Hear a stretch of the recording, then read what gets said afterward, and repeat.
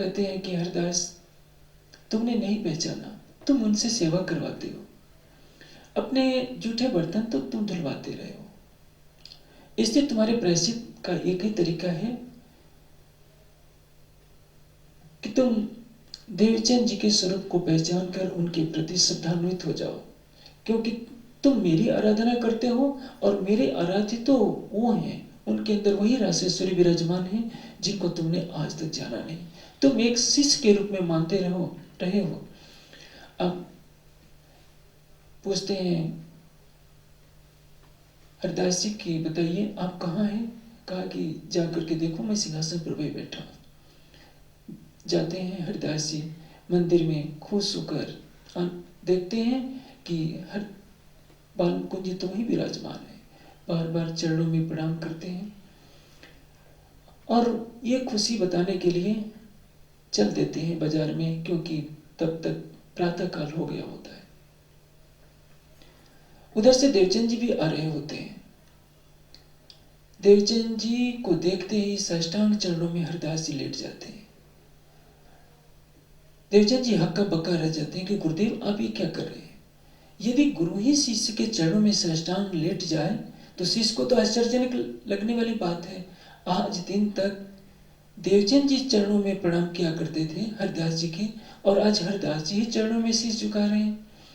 दोनों हाथों से पकड़कर देवचंद जी उनको उठाते हैं कि गुरुदेव, ये तो मेरे ऊपर कितना बड़ा अपराध हो गया कि आप मेरे चरणों में प्रणाम कर रहे हैं। हरदास जी कहते हैं कि देवचंद, मेरे से बहुत बड़ा अपराध हो गया। आपके स्वरूप की पहचान तो आज रात में बालमुकुंद जी ने प्रत्यक्ष दर्शन दिया, और इसी कारण से आज मुझे दर्शन हो गए, अन्यथा इतनी उम्र मेरे बीत गई, मुझे कभी भी दर्शन नहीं हो सके थे। आपके अंदर वही राधा जी हैं। और बालमुकुंद ने स्पष्ट कहा कि आपके कारण ही मुझे योगमाया के ब्रह्मांड में अखंड ब्रज का रसास्वादन करने को मिल रहा है। मैं तुमसे सेवा नहीं करवा सकता। मैंने जो कुछ भी आपसे सेवा करवाई हो, मेरे अपराधों को क्षमा किया जाए। महानता क्या होती है? जो जितना महान होता है उतना ही विनम्र होता है। उसे कभी अपनी किसी शक्ति का, ज्ञान का, ऐश्वर्य का अहंग नहीं होता है। देवचंद जी को मालूम हो गया कि मैं राधा हूं, लेकिन जरा भी अहंग नहीं। अब देवचंद जी कहते हैं कि गुरुदेव, आप जो कह रहे हैं वो आपकी भावना है, मेरे लिए तो आप मेरे गुरुदेव ही रहेंगे। अब चल करके दिखाइए कहाँ है बालमुकुंद जी की मूर्ति। दोनों आते हैं, पूरे घर में आनंद फैल जाता है कि बालमुकुंद जी कहीं गई नहीं थी। अब हरदास जी बांके बिहारी के वस्त्रों की सेवा दे देते हैं। श्री देवचंद जी को देवचंद जी अपने घर ले जाकर के सेवा करने लगते हैं। सेवा की उनकी अजब सी रीति है। परिवार तो इतना निर्धन है कि अच्छे भोजन प्रतिदिन बन नहीं सकते। देवचंद जी अपने आराध्य को रिझाने के लिए कुछ अच्छे अच्छे पदार्थ रख लिए होते हैं, घी, चावल, मूंग, खांड वगैरह। थोड़ा सा केवल भोग लगाने मात्र के लिए बनाते हैं, और स्वयं भोजन कैसा करते हैं? रूखा सूखा, जो परिवार में बनता है। क्योंकि भावना सबसे बड़ी होती है, इष्ट खाता नहीं है। जिस परमात्मा को हम भोग लगाते हैं वो कभी खाते नहीं है।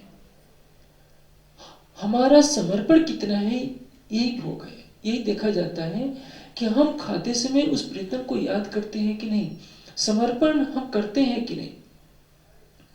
यदि हम भोजन से पहले, स्वयं भोजन करने से पहले वो भोजन परमात्मा के नाम पर समर्पण करते हैं, तो यही हमारी भावना बढ़ते बढ़ते प्रेम में परिपक्व हो जाती है कि अपने प्रेमास्पद के बिना हम कैसे भोजन कर लें।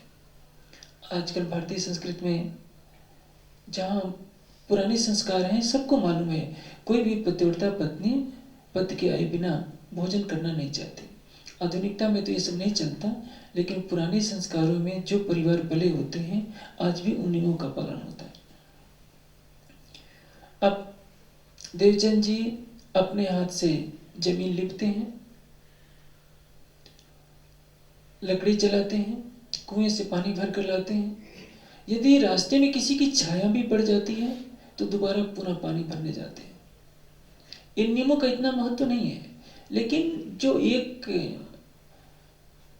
कर्मकांड के तौर पर श्रद्धा भावना से जो कट्टरता पूर्वक जो सेवा की जाती है, उस जमाने में इसी को सर्वोपरि माना जाता था, क्योंकि तारतम्य ज्ञान का प्रकाश तो था नहीं।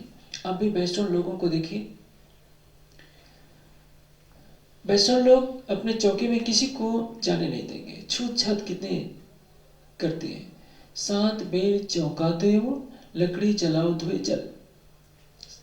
7 बेर स्नान करेंगे, लकड़ी भी धो करके जलाएंगे, लेकिन ऐसा नहीं कि इससे परमात्मा मिल जाएगा। जब भी प्रियतम से मिलन होगा तो हृदय के विरह और प्रेम के द्वारा ही मिलन होगा। बिहारी जी को तारतम्य ज्ञान का आगे कभी प्रकाश नहीं मिला होता है। ये प्रसंग आगे आएगा। आज समाज में यही विकृति चल रही है। बाह्य कर्मकांडों को ही सबसे बड़ी चीज मान ली जाती है। अंदर की शुद्धता सर्वोपरि है, न कि बाहर की शुद्धता। अब देवचंद जी को तारतम्य मिला नहीं, परिणाम क्या होगा? जैसी उस जमाने में जो कि कुछ विधि थी कि हाँ इस तरह से सफाई से हम भोग लगाएंगे तो हमें इष्ट का दर्शन होगा, वैसा वो सब कुछ कर रहे हैं। एक दिन उनकी पत्नी लीलबाई आकर कहने लगी कि पतिदेव आपका ये जो काम है मैं इसमें सहयोग देना चाहती हूँ, क्योंकि मोहल्ले की जितनी महिलाएं हैं सब मुझे ताना मारती हैं कि लीलबाई तू कैसी पत्नी है, तेरा पति जमीन लिपता है, तेरा पति चूल्हा जलाता है और तुम आराम से बैठी रहती हो। देवचंद जी कहते हैं कि देखो लीलबाई, तुम मेरे माता पिता की सेवा करो, यही तुम्हारा धर्म है। तुम समझ लो कि माता पिता को सेवा से खुश करके तुमने मुझे खुश कर लिया है। ये जो प्रसंग है मेरे आराध्य का प्रश्न है। जैसे तुम्हारे शरीर का मैं पति हूं, वैसे मेरी आत्मा की प्रीतम है बांके बिहारी। मैं उनको उसी भाव से रिझाता हूं, और सेवा तब तक उचित नहीं जब तक भाव न हो। बिना प्रेम के, बिना भाव के जो सेवा होती है वो अधूरी है। आप किसी को पानी दीजिए, एक गिलास पीने के लिए, उसमें भाव नहीं। यदि पानी का गिलास पटक दीजिए, थाल लाए हैं वो पटक दीजिए, तो क्या कोई खिलाएगा? देवचंद जी कहते हैं कि लील भाई, तुम्हें मालूम है कि किसी की छाया पड़ जाने पर भी मैं पानी भरने जाता हूँ। पानी यहाँ कितनी गहराई पर मिलता है। तुम में यदि पानी भरना पड़ा और कभी मन में क्लेश पैदा हो गया कि कहाँ से मैं फंस गई, इनकी तो पूजा कभी खत्म ही नहीं होनी है, इतनी गहराई से पानी भरना पड़ा, तो मेरी तो सेवा ही टूट जाएगी। क्योंकि जो श्रद्धा मेरे हृदय में है वो श्रद्धा अभी तुम्हारे हृदय में पैदा नहीं हुई है। इसलिए जब तक भाव न हो तुम इस सेवा के योग्य नहीं हो। तुम मेरे माता पिता की सेवा करते रहो। पड़ोस वाले पुरुष या स्त्री क्या कहते हैं इसकी तरफ तुम्हें ध्यान देने की कोई जरूरत नहीं। अब देवचंद जी क्या करते हैं, हरदास जी के यहाँ से जो समय मिलता है प्रातः काल, वो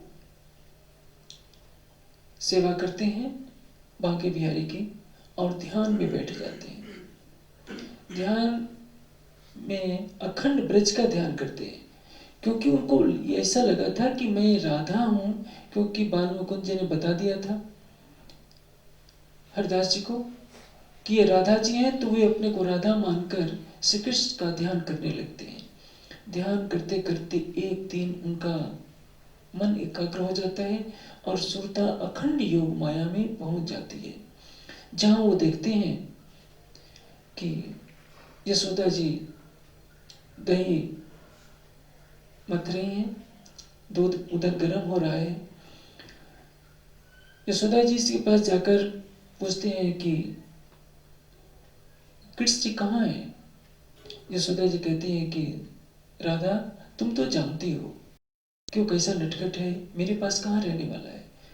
यमुना जी के किनारे चला गया होगा, अपने मित्रों के साथ, ग्वाल बालों के साथ खेल रहा होगा। तुम वहीं चले जाओ और ये मिठाई लेते जाओ।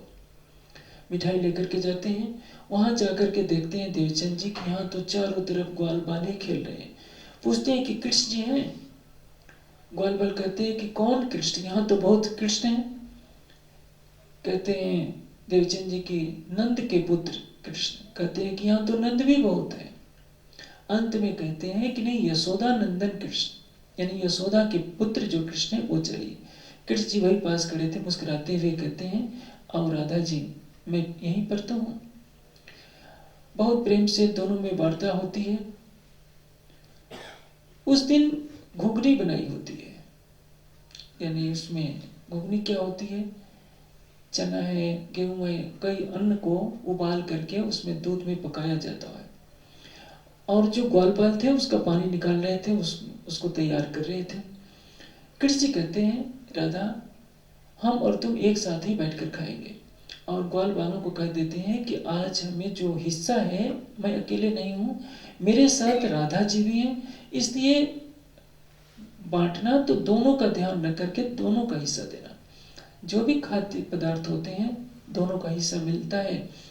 चित्त अब प्रेम में मत रहे देवचंद जी, अपने को राधा मानकर श्री कृष्ण जी के साथ भोजन करने के लिए जैसे ही हाथ उठाते हैं, उनका हाथ टकरा जाता है जमीन से और सुक्ता टूट जाती है। इसमें हमें विशेष रूप से शिक्षा दी गई है। चितवनी करते समय हमें अपने शरीर को बिल्कुल स्थिर करना ही पड़ेगा। कई सुंदर साथ कहते हैं कि हम तो चलते फिरते चितवनी कर लेते हैं। चलते फिरते चितवनी आज तक न कोई किया है न कोई करेगा। कोई देवचंद जी से बड़ा तो नहीं हो सकता, साक्षात श्यामा जी से। देवचंद जी का जब हाथ हिलने मात्र से चितवनी टूट जाती है और जो दर्शन हो रहा था दर्शन समाप्त हो जाता है, तो हम और आप कहाँ ठहरते हैं? चलते फिरते भाव लीनता में हम डूब सकते हैं। हम भाव में खोए खोए, यदि मूल मिलावे ज्ञान है चरचनी के द्वारा, तो हम याद कर सकते हैं कि 64 थंब है, राजी श्यामा जी का ये श्रृंगार है, पुखराज की सारी चरचनी याद है, पुखराज को दोहरा सकते हैं, हौज कौशल को दोहरा सकते हैं, रंग महल को दोहरा सकते हैं। लेकिन जहाँ दर्शन की बात है, आपको इस शरीर से अलग होना पड़ेगा। भोजन बनाते समय आप वहाँ की शोभा को याद कर सकते हैं, चितवनी नहीं कर सकते। चितवनी का तात्पर्य ये होता है अंतर्दृष्टि से देखना, और अंतर्दृष्टि आपकी तब तक नहीं खुलेगी जब तक इस शरीर से आपका संबंध टूटेगा नहीं। इसलिए इस तरह से स्थिर होकर बैठ जाइए कि आपको पता ही नहीं चले कि हम यहाँ बैठे। वाणी इसलिए संकेत कर रही है, जो मूल स्वरूप है अपने, जाको कहिए परातम, सो पर आत्म संग लेके विलसिए संग खसम। जो अपने मूल स्वरूप है वो क्या है? परात्म के तन। आप चितवनी करते समय इस शरीर को भुला दीजिए कि हम 40 साल के हैं, 45 साल के हैं, 30 साल के हैं, हम लंबे हैं, गोरे हैं, काले हैं, इसकी कोई आकृति नहीं होनी चाहिए। आप स्त्री हैं या पुरुष हैं, बालक हैं, सब भुला दीजिए। आप ये भाव रखिए कि मैं परम धाम की ब्रह्मात्मा हूँ, मूल मिलावे में बैठी हूँ, मेरा नख से सिख तक श्रृंगार वही है जो श्यामा जी का है। उन्हीं भाव में खोए खोए इस शरीर को हिलाइए डुलाइए नहीं, और उसी दृश्य देखिए।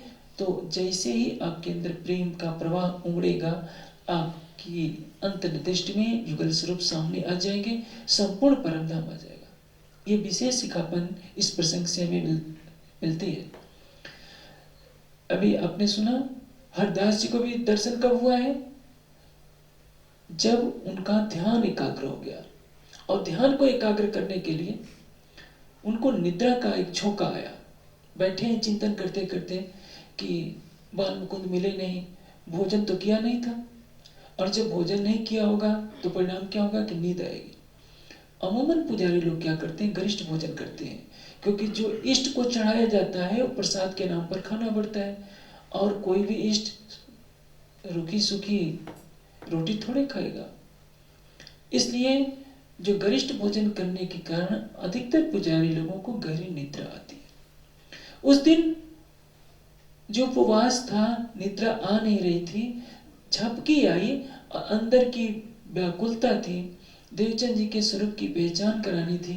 कारण कारण से सब कुछ होता गया और उसी मन की एकाग्रता में उनका ध्यान लग गया और दर्शन हो गया।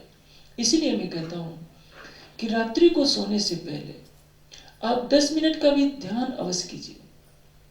हो सकता है शरीर बहुत थका मांदा हो, 1 घंटा ध्यान नहीं कर सकते, 2 घंटे नहीं कर सकते, 5 मिनट तो कर सकते हैं। सारी बातें भुला दीजिए, सोने से पहले राज्य का ध्यान करते हुए युगल स्वरूप को दिल में बसाते हुए सो जाइए, ताकि किसी भी तरह से आपके हृदय मंदिर में वही भावना बसी रहे। सपने भी आएंगे तो राज्य के आएंगे। जिस दिन आपका मन एकाग्र हो जाएगा, क्योंकि सोते समय मन की वही अवस्था हो जाती है जो समाधि में होती है। सोते समय आप अपने को याद नहीं रखते हैं, समाधि में भी आप अपने शरीर का आभास नहीं रख सकते, क्योंकि मन चित्त बुद्धि अहंग से परे वो लीला हो जाती है। और जब तक ये प्रवृत्ति रही है समाज में, तब तक समाज आगे बढ़ता रहा। और जहाँ टन टन पोंपो शुरू हुआ, घंटे घड़ियाल बजते हैं, भोग लगाया जाता है, पुजारी लोग गरिष्ठ गरिष्ठ पदार्थ खा करके सो जाते हैं, महंत लोग सो जाते हैं, वो भक्ति का कहीं नाम निशान नहीं रहता। इसलिए जो भी आगे बढ़ा है अध्यात्म में, ध्यान के द्वारा बढ़ा है। अब देवचंद जी को ध्यान टूटने का कष्ट तो बहुत हुआ, लेकिन क्या कर सकते। स्नेह बांधा इन स्वरूप से समझ गए कि मैं सचमुच में राधा ही। अभी तारतम्य ज्ञान का प्रकाश नहीं मिला है, प्रकाश मिलेगा तब समझ में आएगा कि मैं राधा हूं कि मैं श्यामा जी हूं। अभी तो कृष्ण के साथ लीला कर रहे हैं, कृष्ण के साथ तो राधा ही रूप में जाएंगे। अब उस वही प्रक्रिया चलती रहती है। अंत में हरिदास जी राय देते हैं कि देखो देवचंद जी, मेरे पास जो कुछ ज्ञान था मैंने आपको दिया, और आप तो मेरे आराध्य के भी आराध्य हैं, यानी बाल मुकुंद जी भी आपको अपना आराध्य मानते हैं। तो मेरे पास कुछ नहीं है। सबसे अच्छा यही रहेगा कि आप हलार देश में नौतनपुरी चले जाइए। वहाँ राधा वल्लभ पंथ के सबसे बड़े आचार्य कांजी भट्ट रहते हैं, वो भागवत से आपकी संतुष्टि कर सकते हैं। अब देवचंद जी निर्णय लेते हैं कि अब हलार देश चला जाए। वहाँ पहुँचते हैं, माता पिता भी वहाँ पहुँच जाते हैं, और वहाँ पहले से उनके कई संगे संबंधी रहा करते थे। क्योंकि मत्तु मेहता कुंवर बाई ने सोचा कि एक ही बेटा है, जैसी इसकी इच्छा, किसी कारण से तो किसी तरह से विवाह के बंधन में बांधा गया है। जब इनका मन ही है नौतनपुरी चलने का, व्यापार ही अपना पेशा है, तो वहाँ भी व्यापार कर सकते हैं। अब मंदिर में कांजी भट्ट कथा करते हैं। कथा करते समय वो बाट देखते हैं कि जब तक देवचंद जी न आ जाए तब तक वो कथा प्रारंभ नहीं करते। जो मंदिर में आने वाले जो बड़े बड़े धन्ना सेठ साहूकार और जो अग्रगण्य जो चौधरी लोग होते हैं, चौधरी का तात्पर्य ये होता है जिन्होंने पैसा दे करके मंदिर बनवाया होता है, वो हमेशा अपना दबदबा चाहते हैं। उनमें वास्तव में भक्ति नहीं होती, ज्ञान की प्यास नहीं होती है, लेकिन जो पैसा खर्च करता है वो सोचता है कि मेरा वर्चस्व होना चाहिए। ये मनुष्य की प्रवृत्ति है। उन लोगों को बुरा लगता है कि ये अभी लड़का एक आ गया, क्योंकि जब देवचंद जी पहुंचे थे उनकी उम्र थी मात्र 26 साल। 26-27 साल के लड़के के लिए कांजी भट्ट कथा न करें, तो जो इतने साल से कथा सुनते आ रहे हैं, बूढ़े हो गए हैं, और जिन्होंने इतना अपना धन लगा दिया मंदिर बनाने में, उनकी प्रतीक्षा न हो और एक नए नए लड़के की प्रतीक्षा हो, उनको कहां से सहन हो सकता है। एक दिन उन्होंने बोल ही दिया कि भट्ट जी, ये देवचंद नाम का लड़का आया है, इसके लिए तो आप बाट देखते हैं, आपने तो कभी हमारी प्रतीक्षा की नहीं, क्या आपको ये ज्यादा धन देते हैं क्या हमसे। कांजी भट्ट बोलते हैं कि देखो भाई, मैं किसी से कोई आशा नहीं रखता। यदि धन मिलेगा तो तुम आप जैसे धनवान लोगों से मुझे दक्षिणा मिल सकती है, लेकिन देवचंद तो बेचारी गरीब है। मैं कथा में क्या कह रहा हूं आप लोगों को कुछ पता नहीं होता। पूरा का पूरा अध्याय छोड़ दो, आप लोग तो औपचारिकता निभाने के लिए कथा सुनने आते हो, लेकिन देवचंद जी ऐसी शख्सियत है, 2 श्लोक भी यदि मैं न कहूं, यदि उनके आने से पहले मैं 2 श्लोक कह देता हूं, वो नहीं सुने होते हैं तो घर पहुंच जाते हैं और मुझसे दोबारा आग्रह करते हैं कि भट्ट जी मुझे उन 2 श्लोकों का अर्थ पुनः सुना दीजिए। इसलिए मुझे मजबूर होकर उनकी प्रतीक्षा करनी पड़ती है। मैं अपने पारिवारिक खर्च के लिए दूसरा व्यवसाय करता हूँ, कथा सुनाना मेरा व्यवसाय नहीं है। मैं स्वांतः सुखाय, अपने सुख के लिए, अपने मानसिक संतोष के लिए मंदिर में कथा करता हूँ, क्योंकि वो मंदिर भी राधा कृष्ण का मंदिर था, श्याम जी का मंदिर यानी राधा कृष्ण का मंदिर। वैसे श्याम शब्द के अनेकों अर्थ होते हैं। श्याम सौंदर्य का प्रतीक है।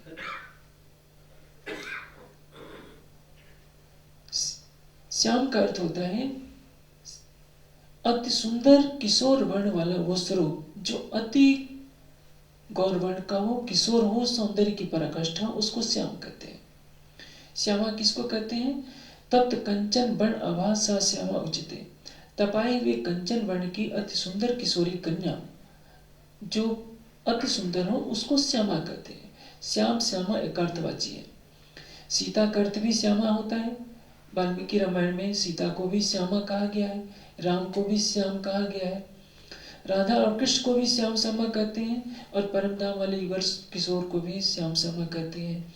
ये भाव परख है, लेकिन इसको रूढ़ी रूप में मान लिया जाता है।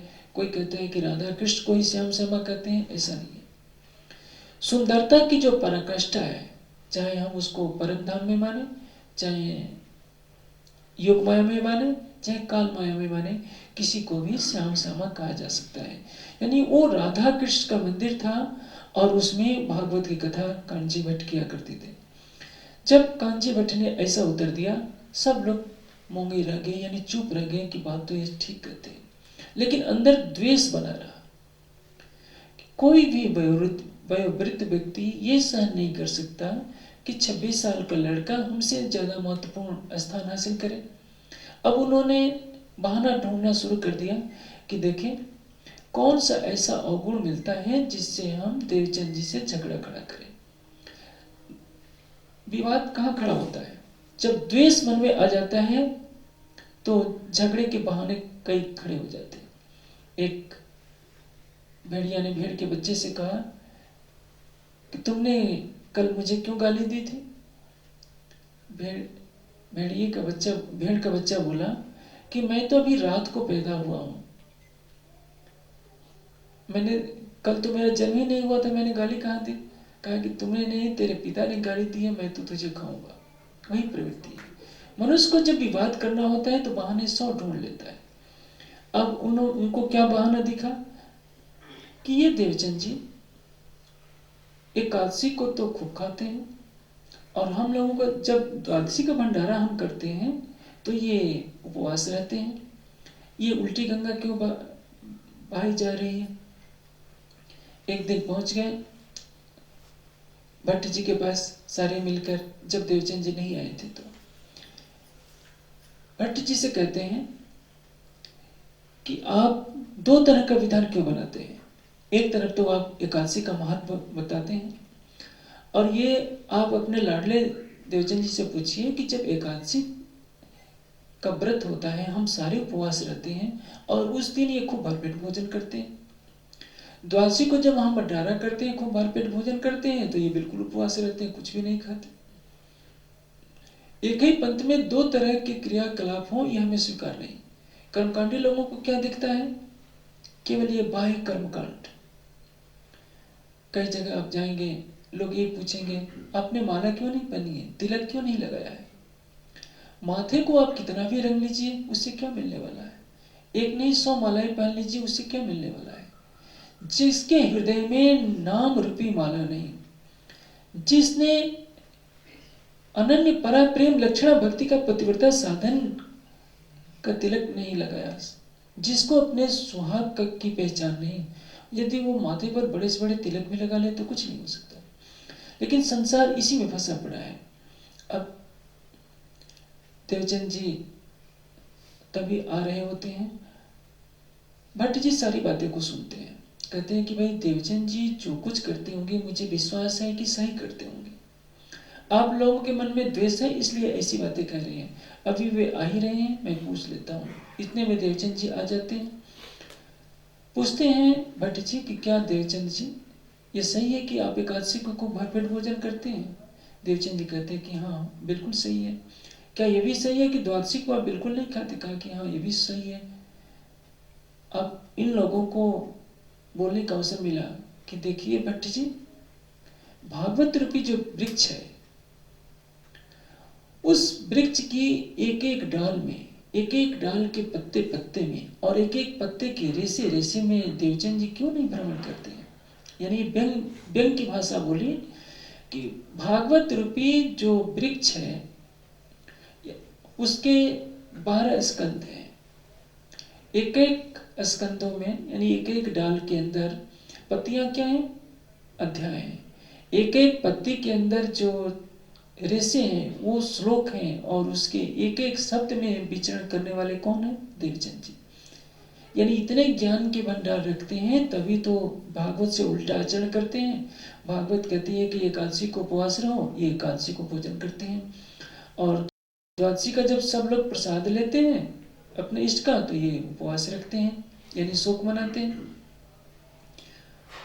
एकादशी व्रत क्या है? भागवत में कहानी आती है अम्बरीश की।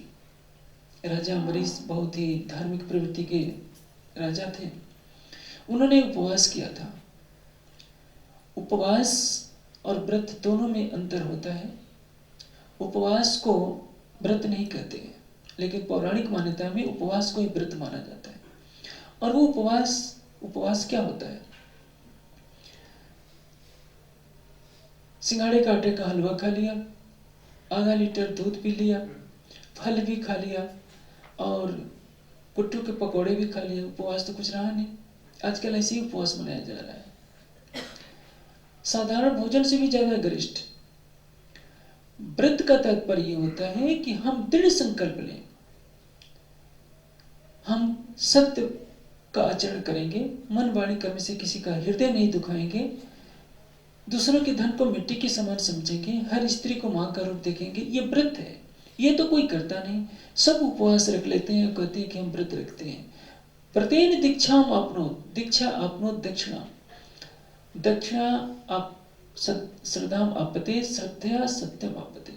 व्रत से दक्षिणा, व्रत से दीक्षा, दीक्षा से दक्षिणा, दक्षिणा से श्रद्धा और श्रद्धा से सत्य को प्राप्त किया जाता है। यदि आपने दृढ़ संकल्प कर लिया कि हमें प्रतिदिन चितवनी करनी है, ये क्या होगा? व्रत। इस व्रत से आपने एक दीक्षा ले ली, एक संकल्प कर लिया कि ये करना है, वही चितवनी की प्रक्रिया, यही व्रत आपके अंदर श्रद्धा पैदा करेगी और यही श्रद्धा बढ़ते बढ़ते प्रेम में परिवर्तित होकर आपको राज्य का दर्शन करा देगा। हमारे समाज में भी उपवास की प्रक्रिया चलती है। कोई कोई उपवास रखता है, कोई कोई उपवास रखता है। उपवास के लिए ऋषियों ने विधान किया है कि रात्रि को भोजन न करें।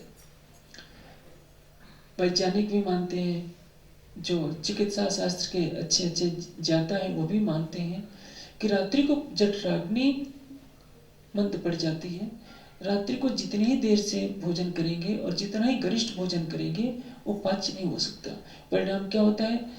मनुष्य जितना खाता है वो पूरी तरह से पाचक न होने से शरीर में अनेक रोगों को जन्म देता है।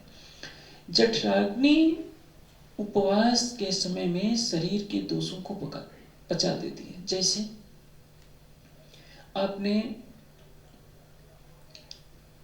फल खा लिया, पपीता खा लिया, केले खा लिए, अमरूद खा लिया, जो भी भोज्य पदार्थ होता है परिपक्व होता है तभी वो पाचक पचता है और उससे जो रस बनता है, रक्त से रक्त वगैरह से बनता है, शेष स्थूल भाग मल के रूप में निकलता है।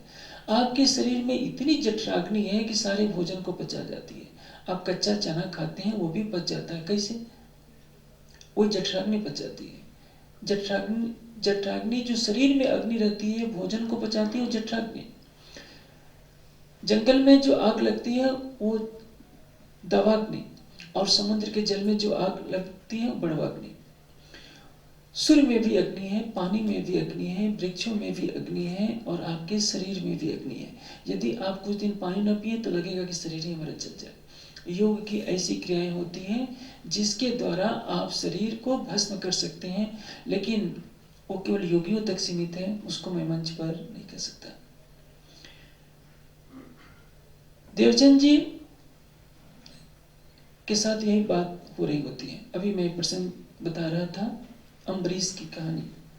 अम्बरीश उपवास रखे होते हैं भागवत की मान्यता के अनुसार, लेकिन वैदिक परंपरा में कोई एकादशी नहीं करता। ये पौराणिक मान्यता है, विष्णु भगवान को के भक्तों के द्वारा चलाई हुई। एक भोजन करने का जो समय होता है उसको पारण करना कहते हैं। जब स्नान करके शाम को भोजन किया जाता है, अचानक उसी समय दुर्वासा ऋषि आ जाते हैं, कहते हैं कि मैं स्नान करने जा रहा हूँ अपने शिष्यों के साथ, और जब तक मैं आऊँ नहीं राजा, आप मेरी प्रतीक्षा कीजिएगा। उधर वो स्नान करने जाते हैं और इधर पारण का समय हो जाता है। उनके सलाहकार पंडित वर्ग कहता है कि महाराज, आप अब यदि आपने समय पर भोजन नहीं किया, पारण नहीं किया, अपना उपवास नहीं तोड़ा, तो ये तो उचित नहीं होगा। ऋषि की प्रतीक्षा आप न कीजिए, भोजन कर लीजिए। समय बीता जा रहा है। अब उनकी बाट न देखते हुए अम्बरीश ने भोजन कर लिया। दुर्वासा थोड़ी देर में आ गए और कहे कि तुम कितना अपराधी हो कि मेरी प्रतीक्षा तक नहीं कर सकते, मेरे बिना भोजन कर लिए। उन्होंने कृत्या राक्षसी उत्पन्न कर दी राजा को मार डालने के लिए, क्योंकि दुर्वासा ऋषि तो क्रोध के साक्षात स्वरूप ही थे।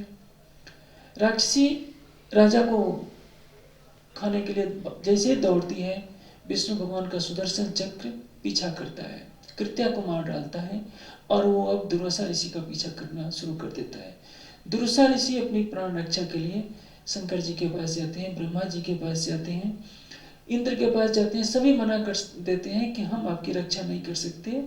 विष्णु भगवान के पास भी जाते हैं कि भगवान आप अपने सुदर्शन चक्र को रोक लीजिए। विष्णु भगवान कहते हैं कि मेरा भी बस नहीं है, आप मेरे भक्त अम्बरीश के पास जाइए, वही अम्बरीश आपको क्षमा दान कर सकते हैं। दुर्वासा ऋषि आकर क्षमा मांगते हैं तो सुदर्शन चक्र वापस जाता है। ये दर्शाया गया है कि एकादशी व्रत करने वाले की रक्षा स्वयं विष्णु भगवान करते हैं, यानी दुर्वासा ऋषि से भी उन्होंने रक्षा की। बस इतनी सी महत्ता है। देवचंद जी कहते हैं कि भट्ट जी ये बिल्कुल सही बात है। एकादशी को सब लोग उपवास रखते हैं और भोजन का झंझट नहीं होता है, तो कथा उस दिन बहुत ज़्यादा होती है, धुनी कथा होती है। इसलिए मैं भी भरपेट शरीर को आहार देता हूँ, क्योंकि शरीर ही साधन है। शरीर माध्यम खलु धर्म साधनम। शरीर धर्म के लक्ष्य तक पहुंचाने का साधन है, साध्य नहीं है। साध्य और साधन में अंतर होता है। साध्य कौन है? परमात्मा। साधन क्या है? शरीर। यदि हमारा शरीर बूढ़ा हो जाता है, बैठने की ताकत नहीं रहती, और उसमें वैराग्य जगता है कि हम ध्यान करते, परमात्मा का भजन करते, कुछ सेवा करते, लेकिन पश्चाताप होता है कि अब मेरा शरीर साथ नहीं दे रहा। और जब शरीर मजबूत होता है तो हमारा मन संसार में फंसा रहता है। उस समय शरीर की कीमत का एहसास होता है। इसलिए शरीर को स्वस्थ रखिए लक्ष्य को पाने के लिए।